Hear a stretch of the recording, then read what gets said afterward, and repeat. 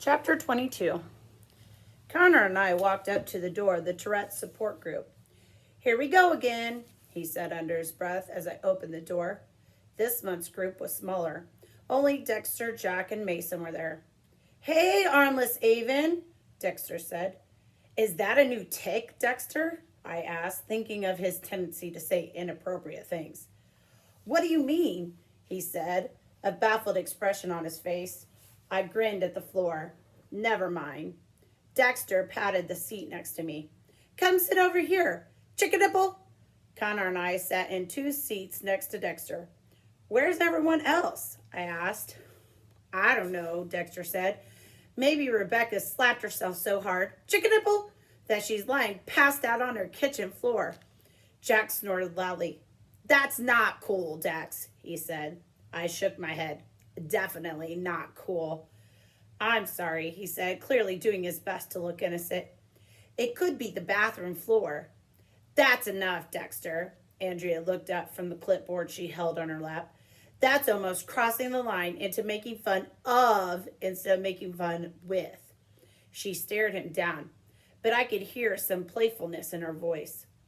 "I'm sorry." Dexter hung his head and stuck out his lip. "I won't do it again." He covered his mouth to hide his obvious grin. "Well, it looks like this is all we have today," Andrea said. "Why don't we go ahead and get started? Since we all talked a little bit last month about our fear of going out in public, I thought this month would be a good time to talk about some techniques for staying relaxed when we go out. There's no reason any of you should feel you need to stay confined to your house out of fear of venturing out. It's so important you all live your lives as normally as possible, and feeling comfortable when going out in public is a big part of that." "But what if we can't relax and our tics get really bad?" Jack said, letting out his loud whooping noise. "Don't already decide that you can't relax in public, Jack," Andrea said. "That's why I'm going to teach you some techniques you can use. Are you going to tic in public?" "Probably yes. You have to accept that. But you don't have to allow it to get out of control." "Is this going to be about habit reversal training?" Connor asked. "Because I've already tried that." "What's that?" I asked him. Before he could answer, Andrea said, "No, Connor, we're not going to be discussing habit reversal training today." Connor turned to me. "It's when you try to focus your attention on doing something that basically, like, competes with the tic as soon as you feel the urge. Over time, it's supposed to make you feel the urge to tic less." "Does it work?" I asked. "A little," Connor said, "but I haven't been very good about doing it." "It can work well for some kids," Andrea said, "but today we're just going to focus on relaxing." I ignored her. "Maybe you should try it again if it helped," I told Connor. "I told you I'm not going to therapy anymore, Avon," he said. "Besides, it didn't work well for me." I frowned and kicked at my chair legs as Andrea went on about how to breathe deeply. We all closed our eyes, and she told us to breathe in slowly through our noses and out slowly through our mouths. I found it difficult to relax with Dexter repeatedly saying, "Check a nipple," next to me, but I did my best. "Now," Andrea said in a soothing voice, "feel a warmth in your chest. A wonderful warmth that travels from your chest to your shoulders, now down your arms, and into your fingertips." I couldn't help it. I totally burst out laughing. Then Connor and the other guys joined me. "You feel that warmth in your fingertips, Avon?" Dexter asked.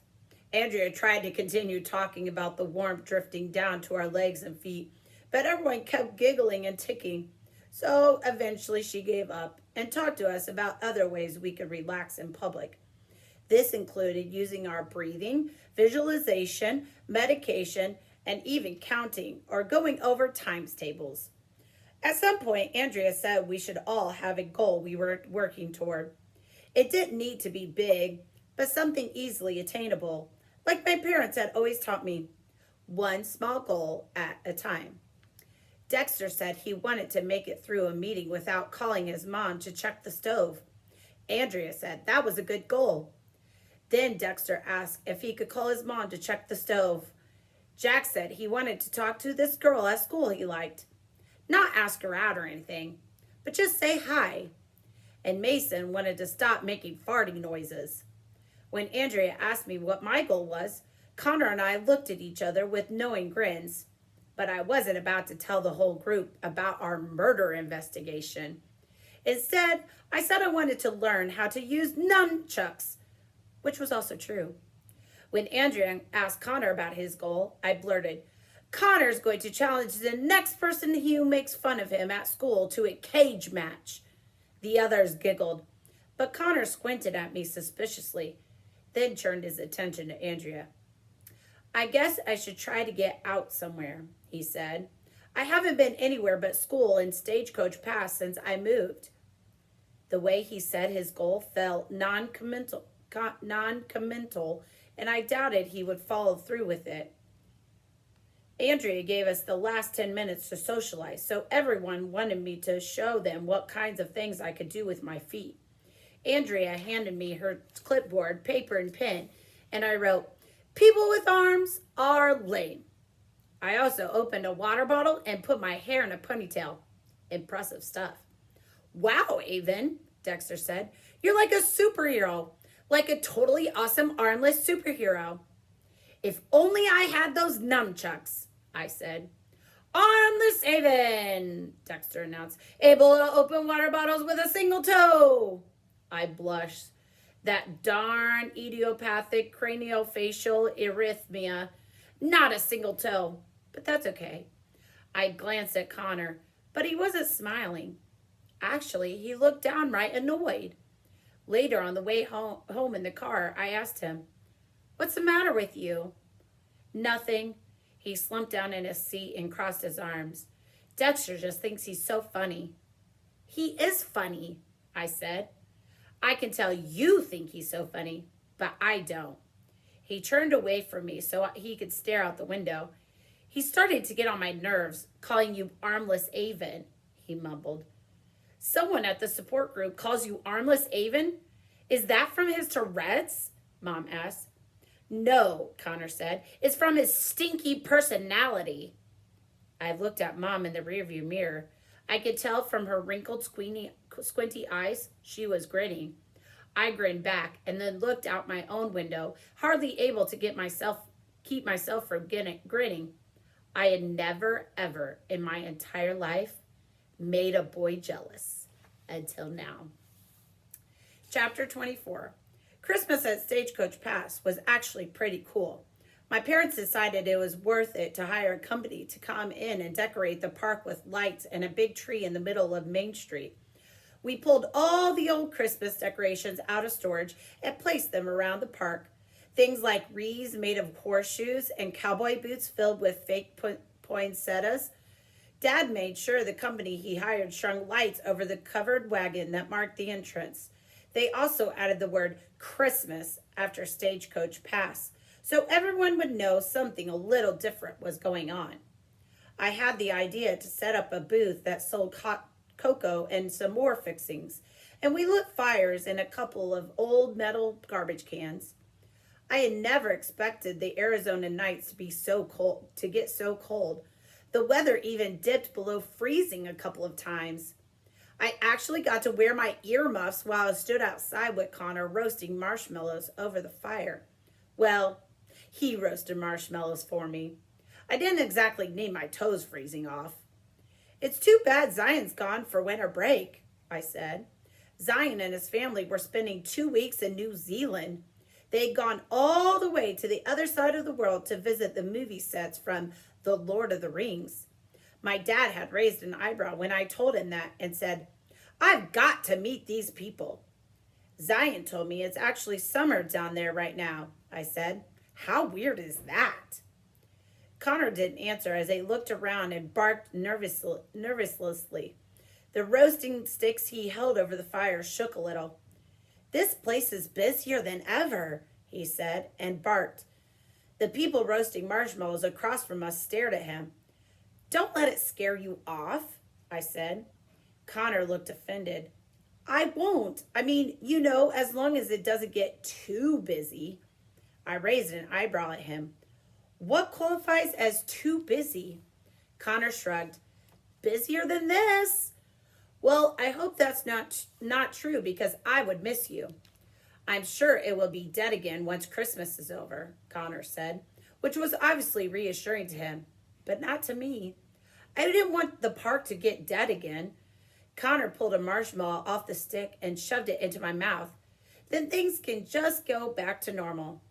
I don't want no manual, I said, my mouth stuffed full of marshmallow. Huh?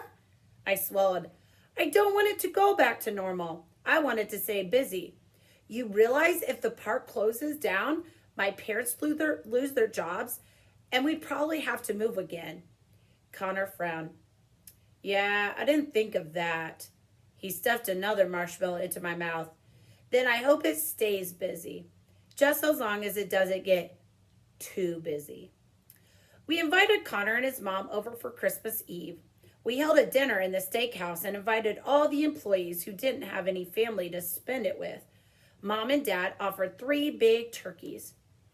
What can I do to help? I asked Josephine, who was ordering everyone around in the kitchen.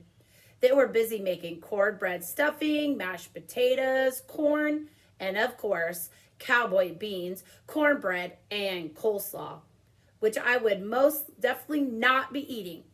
Coleslaw was ruined for me for life and would forevermore be known as pit slaw. Josephine handed me a masher. Why don't you mash up them potatoes?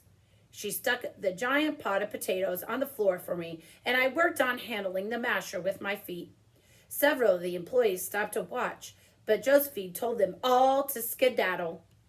Those will be the best mashed potatoes you ever put in your mouth, she snapped at anyone who raised an eyebrow at me mashing the potatoes. At one point, Henry walked in. He put his hands on his hips. Avon Kavanaugh, he scolded. What are you doing with your feet in the food? I didn't think Josephine could have looked more shocked than if a tarantula the size of a horse had trampled through the room. You crazy old kook, she said to Henry. Don't you know her name by now? Get out of here and make yourself useful. She shooed him out of the room, and neither one of them returned. When I was done with the potatoes, I peeked my head through the swinging doors of the kitchen. I watched Connor and his mom sitting at a table together with my mom, talking and laughing.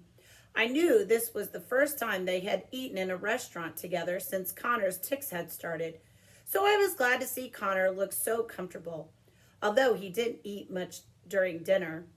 As we all sat together at the table, I whispered to Connor, Henry just called me Avon Kavanaugh in the kitchen. He scrunched up his nose. Like you said, he gets really confused. I picked up my fork with my toes and stabbed a big bite of turkey. I guess he does keep confusing me for someone else, but why would he think I was a Kavanaugh? Connor shrugged. Maybe you look like a Kavanaugh. I shoved the bite of turkey in my mouth and chewed as I thought about this. If only we could get that missing picture from the museum, I said. Maybe that would tell us something. We'll just have to keep searching the storage shed. There's got to be something in all that junk. I nodded as I stabbed another chunk of turkey. I hope so. That evening, Mom and Dad gave me my Christmas present, a pair of turquoise and silver earrings they had purchased from a Navajo woman. I thought if I ever got that necklace cleaned up and maybe got a new chain for it, it would look nice with my new earrings. I also thought this Navajo woman should come and sell her jewelry at Stagecoach Pass. Actually, I couldn't stop thinking of things we should do with the park. I had a lot of ideas. Later that night, I dragged Dad out to go tarantula hunting. I'd done this several times before. I had become obsessed with finding a live tarantula. He held the flashlight for me so I could sneak up on any holes I had found earlier in the day, thinking they might be tarantula burrows. But I never did find one, no matter how much I searched. I began to wonder if I ever would.